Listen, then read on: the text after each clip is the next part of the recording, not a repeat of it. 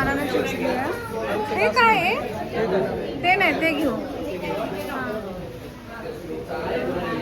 भैया कुठे गेला? भैया ए चिप्स घ्यायचेत ना.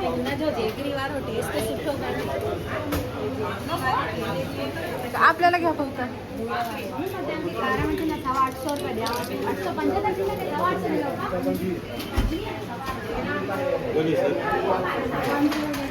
हॅलो एव्हरीवन, तर तुमच्या सगळ्यांचं माझ्या एका नवीन ब्लॉगमध्ये स्वागत आहे. तुम्हाला मी गेल्या ब्लॉगमध्ये सांगितलंच की आमच्या हाऊस बोटची ना 1 नाईट स्टे करून झालं होतं आणि आम्ही निघालो होतो जटायू अर्थ सेंटरला आणि इथं थोडे मसाले आणि घ्यायला थांबलो होतो. तर इथे ना साडीचं शॉप होतं, तर तिथं पण आम्ही थांबलो होतो. तुम्ही हा ड्रेस बघू शकता. खरंच माझ्या एवढा मनात बसला होता ना तो ड्रेस, पण घेतला तर नाहीच मला हिने, पण मला खूप जास्त आवडला होता. तो जवळजवळ मला 2,500 का 3,000ला होता. माझी खूप इच्छा होती पण नाही घेतलं, जाऊ दे म्हणलं. तुम्ही इथं बघू शकता किती सुंदर अशा साड्या विणल्या जात होत्या. म्हणजे मी पहिल्यांदाच अशा साड्या ते विणलेल्या बघत होते. खरंच यामागे ना खरंच खूप मेहनत असते. आपण असंच म्हणतो की ही साडी चांगली नाही, ती साडी चांगली नाही. ह्यांची मेहनत ना या पाठीमागे दिसून होती की ती कशा हँडलूमच्या साड्या बनवतात आणि साड्या खरंच खूप सुंदर होत्या. सगळ्याच साड्या मी घेतली.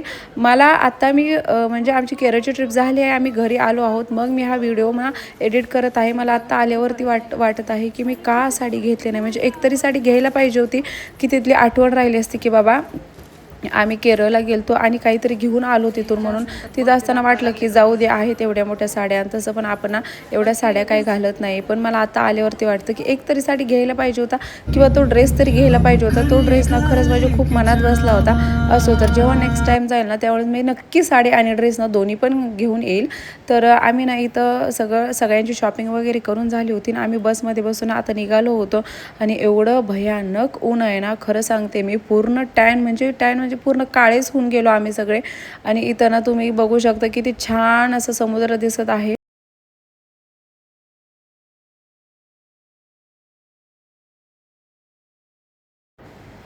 आणि पूर्ण एवढ्या ट्रिपमध्ये ना आमच्या शरूबाळ का अजिबात थकत नव्हतं. तिचं खाणं आणि खेळणं सुरू होतं. ते सगळ्यांना एंटरटेन करत होते. म्हणजे बसमधले तर लिटरली सगळे म्हणत होते की शर्यू आहे ना त्यामुळे जरा ना असं बोर होत नाही आहे आम्हाला, कारण ती सगळ्यांना हसवत होती. डान्स करायचं सुरू होतं तिचं कंटिन्यू काही ना काही करणं सुरू होतं. म्हणजे ती 1 मिनटं पण शांत बसत नव्हती. जेवढं झोपेल ना तेवढंच. ती दुपारी तर काही झोपतच नाही आहे, डायरेक्ट रात्री झोपत होती. पण तिने ना खूप कोऑपरेटिव्ह केलं आम्हाला. तिनं अजिबात त्रास दिला नाही. मी त्याचं एक बरं वाटतं. आणि तिला काही त्रास पण झाला नाही आहे उन्हाचा वगैरे, त्यामुळे ती एक चांगली गोष्ट आहे. तिचं असं काहीतरी बॉटलचं स्टिकर काढून ना खेळणं सुरू होतं. आम्ही इथं आलो होतो ना जटायू अर्थ सेंटरला, तर हे ना खूप फेमस आहे. तर इथंच आम्हाला तिकीट वगैरे काढायचे होते. आणि ऊन पडलं होतं, छान असं फोटोज आणि व्हिडिओज येत होतं. म्हणजे ऊन पडलं ना की चेहऱ्यावर असं ती फोटोज आणि व्हिडिओज काढताना एक वेगळाच ग्लो येतो. सगळ्यांचं तिकीट वगैरे काढून झालं होतं. आता पर पर्सन किती होतं ते काय माझ्या लक्षात नाही आहे, पण सगळ्यांनी म्हणजे झिपलाईन होती, झिपलाईननी पण जाऊ शकत होतो आणि बाय वॉक पण जाऊ शकत होतो. बाय वॉक जरी गेला ना, म्हणजे चालत जरी गेलं ना तरी पण तिकीट लागणार होतं 150 रुपये का काही पर पर्सन. पण त्यापेक्षा मला एवढ्या कोणी वरती पायऱ्या चढत बसाव्या. मला वाटतं जवळजवळ 1000 पायऱ्या होत्या, त्यामुळे सगळेजण झिपलाईननीच जाणार होते.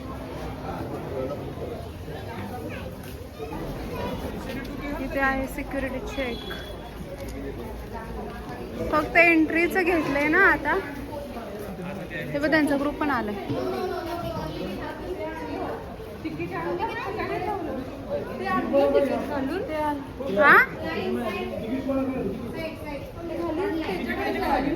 तिकीट त्यांनीच ठेवलं का?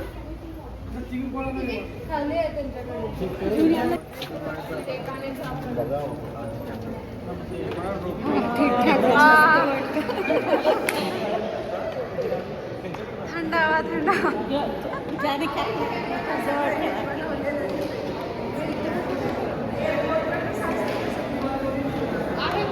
ब्रँड्स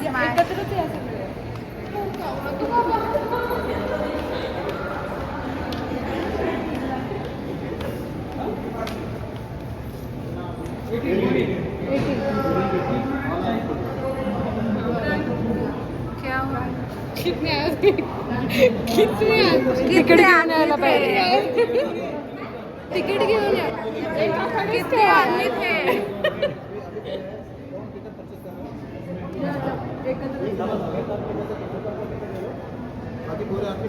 पप्पांना म्हणत एवढी मोठी प्रोसेस होते ना, म्हणजे तिकीट काढा आणि तिकीट काढायला पण खूप जास्त गर्दी होती. तिकीट काढून खाली एकदा सिक्युरिटी चेक करा, नंतर वरती येताना एकदा, आणि जेव्हा लास्टला येईल ना तर तिथून एकदा, जेव्हा झिपलाईनला येईल ना तर तिथे एकदा चेक करा. असं खूप म्हणजे त्याने स्ट्रिक्ट केलं होतं. आणि वरती ना इथं कॅफे एरिया वगैरे होतं, त्यामुळे तिथं तुम्ही ना खाऊ पिऊ शकतो. आणि इथं फोटोज वगैरे काढायला इथं ना वाट बघत बसलो होतो की कधी आमचा नंबर येतो म्हणून.